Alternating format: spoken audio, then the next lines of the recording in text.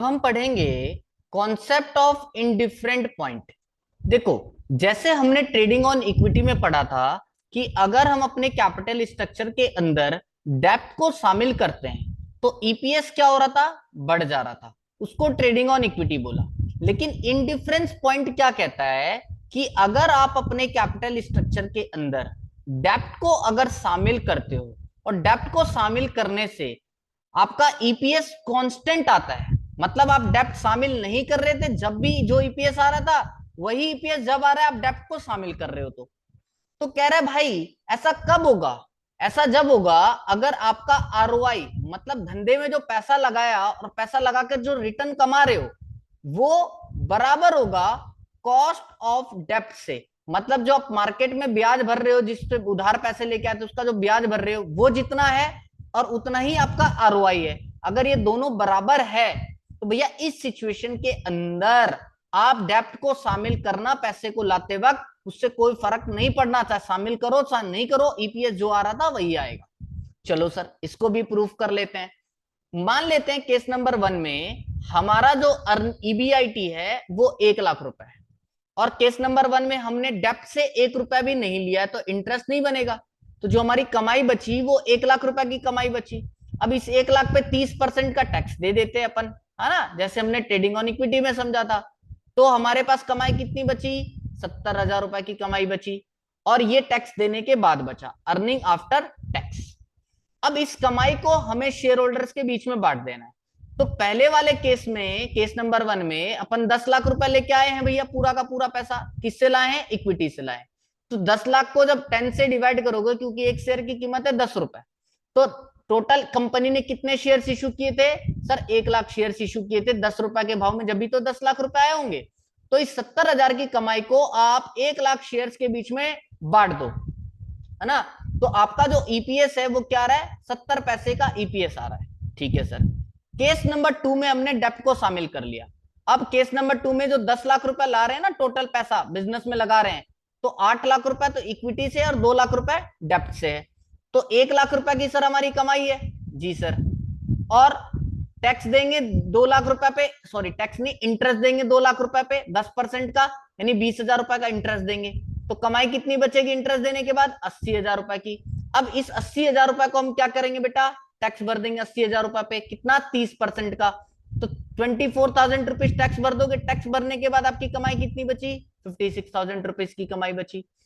तो आपने क्या किया, अब आपके पास कितने नंबर ऑफ शेयर्स होंगे, 8 लाख रुपए लेके आए हो इक्विटी वालों से, 10 से डिवाइड कर दोगे 8 लाख को तो 80,000 शेयर्स बचेंगे आपके पास, है ना। यानी आपने 80,000 शेयर्स बेचे होंगे मार्केट में। तो 56,000 की जो कमाई है 56,000 की, आप 80,000 में क्या कर दोगे, डिवाइड कर दोगे 80,000 शेयर्स में। तो आपका अर्निंग पर शेयर्स क्या आ रहा है सर, 70 पैसा ही आ रहा है। इसी तरह बेटा केस नंबर 3 भी ले लो। आपने और क्या किया, 5 लाख इक्विटी से ला रहे हो, 5 लाख डेप्थ से ला रहे हो, है ना। तब भी आपका अर्निंग पर शेयर क्या आ रहा है, 70 पैसा ही आ रहा है ना। क्योंकि 1 लाख की कमाई थी, 5 लाख रुपए आप डेप्थ से लाए थे तो 50,000 रुपए ब्याज भर दिया 10% के हिसाब से, 50,000 रुपए कमाई बची, 50,000 पे 30% का टैक्स 15,000 रुपए भर दिया, तो टैक्स भरने के बाद 35,000 की कमाई बची। और 5 लाख शेयर आपने, 5 लाख रुपए आप कमाए हो, सॉरी इक्विटी से लेके आए हो, तो 10 से डिवाइड किया तो आपने कितने शेयर्स बेचे होंगे, 50,000 शेयर्स बेचे होंगे। तो इस 35,000 की कमाई को 50,000 शेयर्स में डिवाइड कर दिया तो एक शेयर पे कितना है ईपीएस, 70 पैसे का ही है। तो तीनों ही केस में आपका ईपीएस क्या है, 70 पैसे का ही है ना। तो यहां क्या है, ईपीएस कांस्टेंट है। क्यों हो रहा है कांस्टेंट, सिंपल सी बात है बेटा जी, कांस्टेंट होने का एक ही रीजन है, धंधे में टोटल पैसा 10 लाख लगा हुआ है, चाहे डेप्ट और इक्विटी को मिलाकर, है ना। ठीक है सर, लेकिन कमाई कितनी हो रही है धंधे में, 1 लाख की कमाई हो रही है यहाँ पर, इंटू में 100। तो आरओआई कितना आया सर, 10% आया। आरओआई कितना आया बेटा, 10% का है। और ब्याज कितना भर रहे हो आप, डेप्ट वालों से जो पैसा ले रहे हो उसको ब्याज कितना भर रहे हो सर, कॉस्ट ऑफ डेप्ट भी हमारा क्या है, 10% है। तो दोनों क्या है, बराबर है कि नहीं है दोनों, यस सर दोनों बराबर है। तो जब आरओआई बराबर होगा कॉस्ट ऑफ डेप्ट से, तो भाई साहब आप पूरा का पैसा इक्विटी से ले आओ। जब इक्विटी से पूरा पैसा ला रहे हो, जो ईपीएस आया आपका केस नंबर फर्स्ट में, डेप्ट को लेके भी आओगे ना आप, सेकंड और थर्ड केस में डेप्ट को आपने शामिल किया, तब भी ईपीएस पे कोई फर्क नहीं पड़ना, वो बराबर ही रहना है, क्योंकि भैया जो आप कमा रहे हो वही आप दे दे रहे हो, इसलिए आपका ईपीएस क्या रहेगा, कांस्टेंट रहेगा। और यही इंडिफरेंस पॉइंट आपको कहना चाह रहा है कि भैया आप डेप्थ को शामिल कर लो अपने कैपिटल स्ट्रक्चर में, पर अर्निंग पर शेयर क्या रहेगा, कांस्टेंट रहेगा, उसी को इंडिफरेंस पॉइंट कहते हैं। और ये कब होगा, जब आपका आरओआई बराबर रहेगा कॉस्ट ऑफ डेप्थ से। तो आप इंडिफरेंस पॉइंट को भी समझ गए, ठीक है। नेक्स्ट जो आएगा इसी के अंदर, वो क्या आ रहा है, अनफेवरेबल फाइनेंशियल लिवरेज। जैसे ट्रेडिंग ऑन इक्विटी को आप फेवरेबल फाइनेंशियल लिवरेज कह रहे थे, अब इसको क्या कह रहे हो, unfavourable financial leverage. Trading on equity में हमने क्या कहा था, डेप्थ को शामिल कर कैपिटल स्ट्रक्चर में ईपीएस बढ़ेगा। अनफेवरेबल फाइनेंशियल लिवरेज क्या कह रहा है, भैया डेप्थ को शामिल कर किसमें, कैपिटल स्ट्रक्चर में, उससे क्या होगा, ईपीएस गिरना चालू हो जाएगा। ओ भाई ये कब होगा, ये जब होगा जब आपका आरओआई लेस होगा कॉस्ट ऑफ डेप्थ से। अच्छा, तो सर इसका भी एग्जांपल समझाओगे, बिल्कुल समझाएंगे। तो सिमिलर है बेटा, टोटल पैसा कितना है, 10 लाख रुपए लगा रहे हैं धंधे में, ठीक है, और 10 लाख रुपए लगा रहे हैं, केस नंबर 1 10 लाख रुपए पूरा इक्विटी से आ रहा है, और केस नंबर 2 में 10 लाख रुपए में 8 लाख इक्विटी से आ रहा है, 2 लाख डेप्थ से आ रहा है, और केस नंबर 3 में 10 लाख में 5 लाख इक्विटी से आ रहा है, 5 लाख डेप्थ से आ रहा है। तो देखो इस बार ईबीआईटी क्या है बेटा, 80,000 रुपए, इस बार ईबीआईटी क्या है, 80,000 रुपए। यानी अगर आरओआई निकालू मैं, तो आरओआई क्या आ रहा है, 10 लाख अगर धंधे में लग रहा है, 80,000 रुपए अपन कमा रहे हैं, है ना, तो अपन 8% कमा रहे हैं, और डेप्ट को ब्याज कितना भरेंगे, डेप्ट को 10% का ब्याज भरेंगे। तो अगर अपन देखें तो हमारा आरओआई लेस है कॉस्ट ऑफ डेप्ट से। तो जब ये वाला केस होगा तो क्या होगा, डेप्ट को शामिल करोगे ना अगर, तो क्या होगा, ईपीएस घटना चालू हो जाएगा। तो सबसे फर्स्ट केस में बेटा मैंने डेप्ट को शामिल नहीं किया, पूरा का पूरा 10 लाख रुपए इक्विटी से लेके आया, कमाई थी 80,000 रुपए, इक्विटी से पूरा पैसा लाया, डेप्ट है नहीं, तो टैक्स इंटरेस्ट क्या है, निल है। अब 80,000 की कमाई पर 30% का टैक्स भरा, 24,000 रुपए का टैक्स भर दिया। तो ब्याज देने के बाद और इंटरेस्ट देने के बाद, ब्याज तो था ही नहीं, है ना, इंटरेस्ट देने के बाद और टैक्स देने के बाद, तो इंटरेस्ट तो यहाँ था ही नहीं बेटा, तो टैक्स देने के बाद जो आपकी कमाई बची वो बची 56,000 रुपीज की। और 10 लाख रुपए अगर आप शेयर होल्डर से लेके आ रहे हो, है ना, तो कितने शेयर्स बेचे होंगे, 10 lakh divided by 10, 1 lakh shares बेचे होंगे। तो इस 56,000 को 1 लाख शेयर से आपने डिवाइड कर दिया, तो हर शेयर पे आपकी कमाई कितनी आ रही है, 0.56 पर शेयर, राइट। तो भाई ये तो जब था जब आपने 1 रुपया भी डेप्थ से नहीं लेके आए। अब सेकंड केस में अपन 2 लाख रुपए डेप्थ से ला रहे हैं, 8 लाख इक्विटी से ला रहे हैं, कमाई हमारी सेम है 80,000 रुपए की। तो 2 लाख रुपए ला रहे हैं, इसको ब्याज भरेंगे 10%, 20,000 रुपए का, तो ब्याज भरने के बाद कमाई बची 60,000 रुपए। अब 60,000 पे 30% का टैक्स 18,000 रुपए दिया, अब कमाई बची टैक्स भरने के बाद 42,000 रुपीज की। और इस बार इक्विटी वालों से सिर्फ 8 लाख लाए थे, यानी इनको 80,000 शेयर इशू किया होगा आपने, 8 लाख डिवाइडेड बाय 10, एक शेयर की वैल्यू है 10 रुपए, तो 80,000 रुपए शेयर, 80,000 शेयर इशू किए होंगे आपने, तो 80,000 शेयर इंटू 10 आपने इशू किया होगा, 8 लाख आ गए होंगे।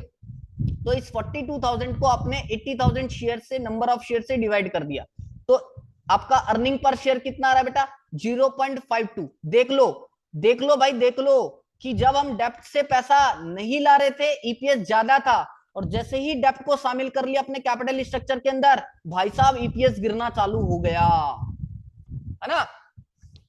थर्ड केस में क्या हुआ, और डेप्ट को शामिल कर रहे, भाई करता जा, जितना डेप्ट शामिल करेगा तेरा ईपीएस गिरने का, ठीक है। तो 80,000 रुपए कमाई थी, 5 लाख रुपए डेप्ट से लाए, 50,000 रुपए का ब्याज भरेंगे 10%, कमाई बचा 30,000, 30,000 पे टैक्स 30%, 9,000 का टैक्स दे दिया, कमाई बची 21,000। 5 लाख रुपए इक्विटी से लाए थे, यानी 50,000 शेयर इशू किया होगा बेटा, 5 लाख डिवाइडेड बाय 10। अब इसी 21,000 की कमाई को 50,000 में हमने डिवाइड कर दिया, तो अर्निंग पर शेयर कितना आ रहा है, 0.42 शेयर। अब देखो और गिर गया भैया। तो कंक्लूजन क्या है, कंक्लूजन यही है बेटा कि ट्रेडिंग ऑन इक्विटी में क्या हो रहा था, ट्रेडिंग ऑन इक्विटी ये कह रहा था कि भाई अगर आप कैपिटल स्ट्रक्चर के अंदर डेप्ट को इंक्लूड कर लो, डेप्ट को इंक्लूड कर लो, ठीक है, तो इससे ईपीएस क्या हो जाएगी, बढ़ जाएगी। तो ये कब होगा ऐसा, जब आरओआई ग्रेटर होगा कॉस्ट ऑफ डेप्ट से, ठीक है। और इनडिफरेंस पॉइंट क्या कह रहा है आपको, इनडिफरेंस पॉइंट ये कह रहा है कि भैया आपका कैपिटल स्ट्रक्चर जो है उसमें अगर आप डेप्ट को शामिल करो चाहे मत करो, आपका ईपीएस क्या रहने वाला है, कांस्टेंट रहने वाला है। तो ऐसा कब होगा जब ईपीएस कांस्टेंट रहेगा? कब रहेगा ऐसा? जब आपका आरओआई बराबर रहेगा कॉस्ट ऑफ डेप्थ से, है ना? जी सर, हमारे केस में पहले वाले में ट्रेडिंग ऑन इक्विटी में आरओआई 15% था और कॉस्ट ऑफ डेप्थ 10% था। यहां पर 10% आरओआई था और कॉस्ट ऑफ डेप्थ भी 10% था। और तीसरा जो हमारा केस था अनफेवरेबल फाइनेंशियल लिवरेज का, इसमें क्या हुआ? ये कहता है कि अगर आप अपने कैपिटल स्ट्रक्चर के अंदर डेप्ट को इंक्लूड करोगे डेप्ट को, तो भैया ईपीएस जो है आपका गिरने लगेगा। क्यों? क्योंकि आपका आरओआई लेस है कॉस्ट ऑफ डेप्ट से। तो ये अपना 10% था, 8% था और कॉस्ट ऑफ डेप्ट 10% था, इसलिए हो रहा है ये चीजें। तो एग्जाम में अगर आपको ऐसा सिचुएशन क्रिएट करने को बोले जिससे ईपीएस बढ़े डेप्ट को शामिल करने से, ट्रेडिंग ऑन इक्विटी का कॉन्सेप्ट समझा देना विथ एग्जांपल। और एग्जाम में अगर आपको ऐसा बोले कि ईपीएस कांस्टेंट रहे, ऐसा कुछ बोले, तो इंडिफरेंस पॉइंट का कॉन्सेप्ट समझा देना विथ एग्जांपल। और एग्जाम में बोले कि ईपीएस गिरना चालू हो गया, तो अनफेवरेबल फाइनेंशियल लिवरेज को समझा देना। अगर फाइनेंशियल लिवरेज भी बोले ना बेटा फेवरेबल फाइनेंशियल लिवरेज, तो उसका नाम ट्रेडिंग ऑन इक्विटी है। फेवरेबल फाइनेंशियल लिवरेज को ही अपन ट्रेडिंग ऑन इक्विटी कहते हैं। तो ये पूरा कॉन्सेप्ट आपके दिमाग में आ जाना चाहिए। आजकल एग्जाम के अंदर प्रॉपर आने लग गया है ये क्वेश्चंस, न्यूमेरिकल्स भी जो आते थे वो पूरा मैंने आपको डीप में समझा दिया, पूरा टॉपिक एक्सप्लेन कर दिया, ठीक है।